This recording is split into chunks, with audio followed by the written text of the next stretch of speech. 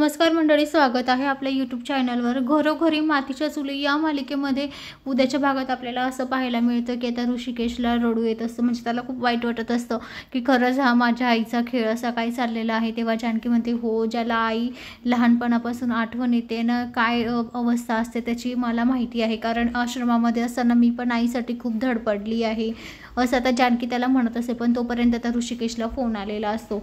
तर आता इकडे ऋषिकेश सुमित्राकडे येतो आणि म्हणतो की आई, काय तब्येत बरी आहे ना तुझी? तेव्हा आता सुमित्रा म्हणते, हे बघ, जोपर्यंत DNA टेस्टची रिपोर्ट येणार नाही तोपर्यंत माझ्या जीवात जीव राहणार नाही असं सुमित्रा त्याला म्हणत असते। तेव्हा आता ऋषिकेश म्हणतो, अगं आई, तू काळजी कशाला घेते? तेव्हा सुमित्रा म्हणते, मग माझा मुलगा माझ्यापासून लांब होऊन जाईल ना ते DNA टेस्ट आल्यावर, आणि मला वाटतं की ते DNA टेस्ट खरी असेल म्हणून। तेव्हा आता ऋषिकेश म्हणतो, आई, तू काळजी करू नको, ती रडू सुद्धा नकोस ग। पण आता सुमित्राला रडणं काही आवरत नसतं, सुमित्रा खूप रडत असते। तर आता इकडे जानकी देव घरात असते, तर त्या ठिकाणी सुमित्रा सुद्धा येते। तर जानकी म्हणते, या आई, मी तुमच्या पाया पडते। तर आता सुमित्रा तिला पाया पडू देत नाही, म्हणते की नको, जोपर्यंत DNA टेस्टचे रिपोर्ट्स सिद्ध होत नाही तोपर्यंत, खरं काय आणि खोटं काय जोपर्यंत सिद्ध होत नाही तोपर्यंत मी तुझी कोणीच नाही असं म्हणते। तर जानकीला खूप वाईट वाटत असतं। आता जानकी ऋषिकेशकडे रूममध्ये येते, तेव्हा ती ऋषिकेशला सांगत असते की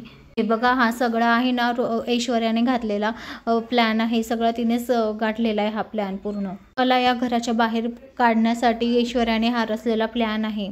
पण ऋषिकेश, तुम्ही ना बघतच राहा मी तिला तिच्या जाळ्यामध्ये कसं अडकवते। तर आता इकडे दुसरीकडे सारंग खूप घाबरलेला असतो। तो घाबरतच आता रूममध्ये आलेला असतो आणि दरवाजा बंद करतो। ऐश्वर्या ऐश्वर्या अशा जोरजोरात ओरडत असतो। तर त्या ऐश्वर्या कॉटवर बसून आता कॉफी पित असते। तेव्हा आता ऐश्वर्या म्हणते, काय झालं सारंग, जरा शांततेत। तर त्या सारंग एवढ्या जोरात येतो तर तिला आता जोरात धक्का बसतो, तर तिची कॉफी पूर्ण सांडली जाते। ती उलट उठते आणि म्हणते, सारंग, तुम्हाला समजत नाही का की मी कॉफी पिते आहे आणि तुम्ही जोरात येऊन माझ्याच कपड्यांवर कॉफी सांडली? तुम्हाला डोकं नाही आहे का जरासं? तेव्हा आता सारंग म्हणतो, हो अहो, ते डोक्याचं जाऊ द्या बाजूला, पण मला तुम्हाला एक गोष्ट सांगायची आहे। तेव्हा आता सारंग म्हणतो की ती लता कारखानीस आहे ना, ती पडून गेली। तेव्हा आता हे ऐकून ऐश्वर्याच्या पायाखालची जमीनच सरकते। तेव्हा आता ऐश्वर्या म्हणते, काय? तर सारंग म्हणतो, हो, म्हणूनच मी पळत पळत आलोय की ती लता कारखानीस पडून गेली म्हणून। आता काय करायचं आपण? तेव्हा आता ऐश्वर्याला खूप मोठा धक्का बसतो। ऐश्वर्या म्हणते की आता आपला प्लॅन कसा काय सक्सेस होईल? आपला प्लॅन आता पूर्ण प्लॅनवर पाणी फिरेल, आता काय करायचं?